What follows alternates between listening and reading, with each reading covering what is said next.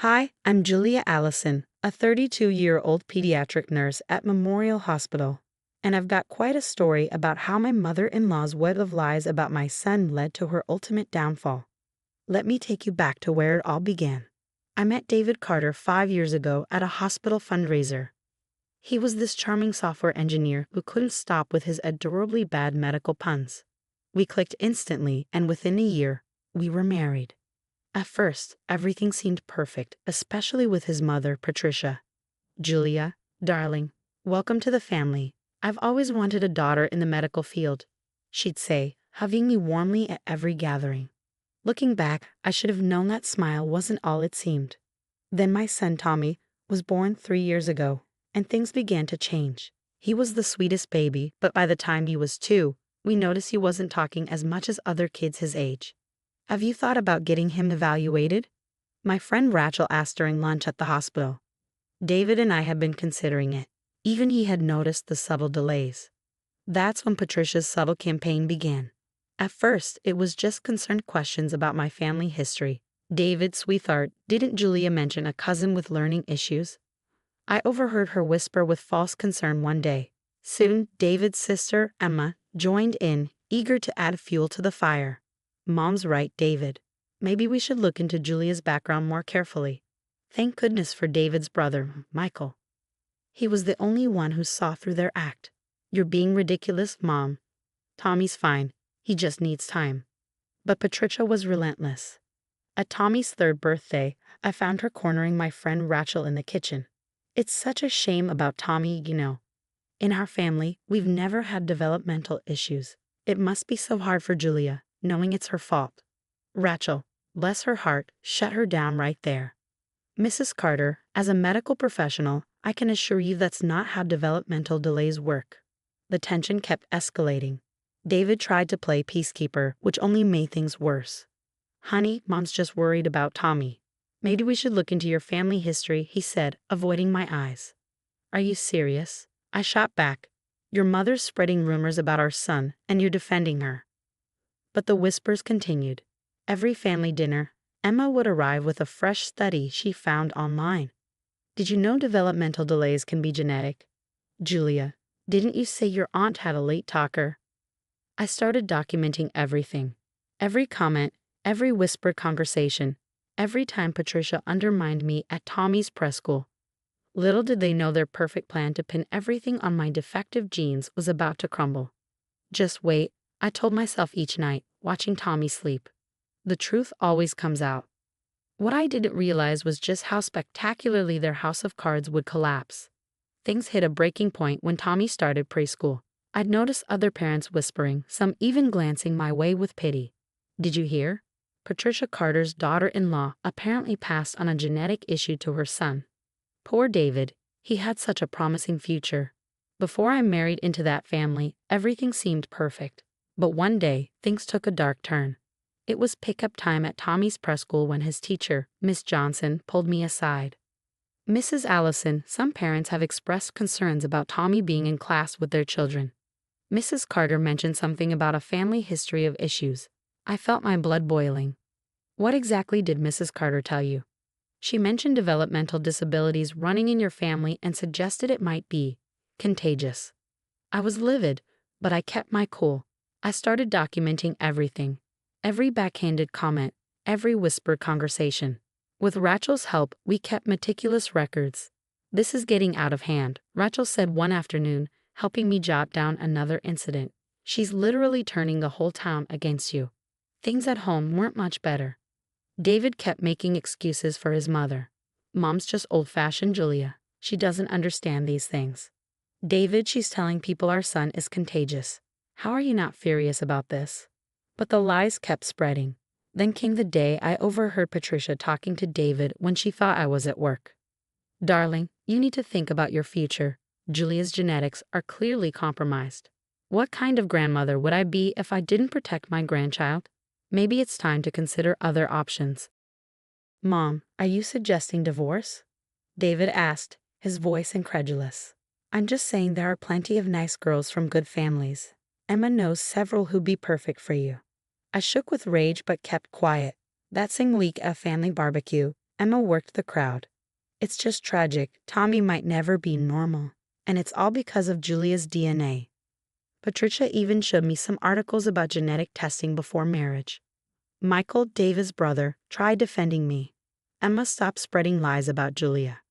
This is getting ridiculous, Emma snapped. We're just concerned about the family's reputation. The final straw came when Patricia announced she was organizing a family intervention. We need to discuss Julia's genetic problems as a family, she declared at Sunday dinner. I've invited the whole family, even Aunt Martha from Ohio. I stood up, my voice shaking with fury. This is insane. You've gone too far. Sit down, Julia, Patricia commanded. This is for your own good. We need to address the damage you've brought to this family. David sat there, looking uncomfortable. Maybe we should hear Mom out. That's when I realized this wasn't just about Tommy anymore. This was about destroying me. Completely. But Patricia had no idea what was coming. For weeks, I'd been quietly making appointments with specialists, and the results were about to change everything. The intervention is next Saturday, Patricia said smugly. I expect everyone to attend. Little did she know, I had my own plans for that day. The day of the intervention turned into Patricia's worst nightmare. She gathered the entire family in our living room when I walked in with Dr. Anderson, Tommy's specialist. Before we start this intervention, I said I have some actual medical results to share. Dr. Anderson cleared her throat. Tommy has been diagnosed with auditory processing disorder. It's completely treatable with proper therapy, and most importantly, it's not genetic. Patricia's face drained of color. Well, that's just one opinion. Actually, I interrupted. I have something interesting to show everyone. I pulled out my phone and started scrolling. These are emails between Patricia and Tommy's speech therapy center. She's been canceling his appointments for months, claiming I was the one calling. The room went silent. David finally spoke, his voice cold and shaking. Mom, you did what? I was protecting our family, Patricia snapped. Julia's clearly unstable. Michael stood up, his voice booming. You mean the grief counselor Julia saw after her father died last year? The same grief counselor you told everyone was a psychiatrist treating her for mental illness. Emma tried to interject, but Michael shot her down. Shut up, Emma. David was scrolling through the emails on my phone, his hands trembling. You deliberately prevented my son from getting help. Your own grandson. David, honey, you don't understand, Patricia started. No, Mom, I understand perfectly now. David turned to me, his eyes filled with regret. Julia, I'm so sorry. I should have believed you then. Michael dropped another bombshell. This isn't the first time, is it, Mom? Should we tell everyone about Karen? Patricia went pale. Michael, don't you dare. Karen was Michael's wife who had mysteriously left town after Patricia spread rumors about her having a secret drug problem. Which was, of course, a lie. And Jessica, before that, Michael added, Dad's first wife, the one who supposedly had a gambling addiction. The room went silent as decades of Patricia's manipulation came crashing down. I didn't just sit there. I kept going. I have statements from Tommy's doctors, I said, handing out papers. These confirm his condition is developmental, not genetic. And I also have evidence of every lie Patricia has spread, every appointment she's canceled, and every rumor she's started. Patricia tried one last desperate defense. Everything I did was for this family. David's voice rang out, firm and final. No, Mom. Everything you did was to control this family, and it stops now. I watched as Patricia's carefully constructed web of lies unraveled. Family members began checking their phones, finding evidence of Patricia's manipulation in old texts and emails. It was all coming out. I've already enrolled Tommy in a specialized program, I announced, my voice steady.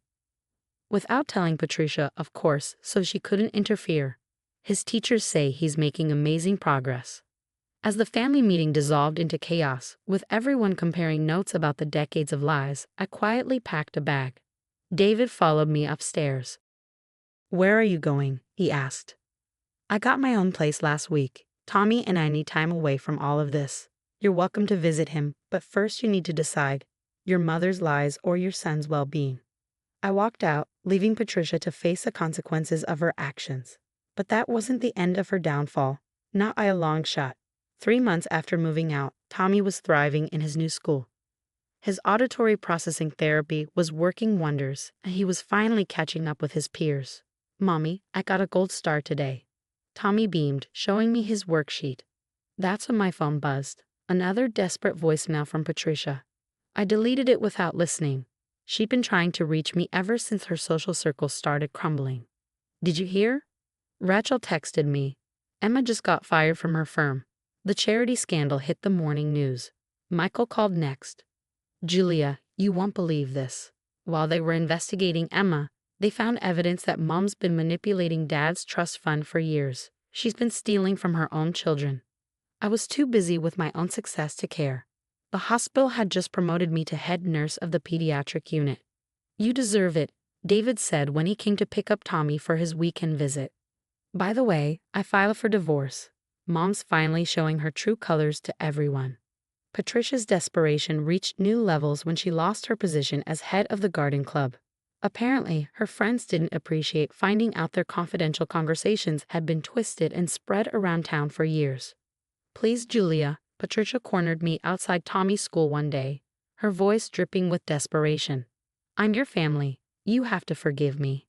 "No, Patricia. I don't have to do anything." I took Tommy's hand. "Let's go. We have your school performance to prepare for." I hugged my son tight as we walked away.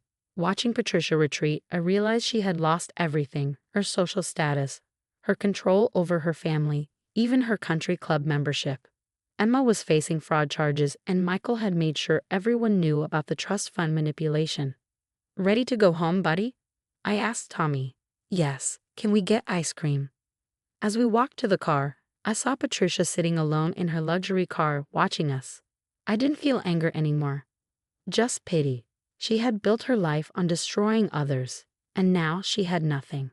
We drove away, leaving Patricia in our rearview mirror, exactly where toxic people belong. The story has come to an end. Now I have a question for you. Have you ever been betrayed by someone you thought was family? What hurts more, the actual betrayal or watching your spouse stand by silently while their parent destroys your reputation? Let me know in the comments if you've ever had to choose between saving yourself or waiting for others to finally see the truth. Would you have waited as long as I did?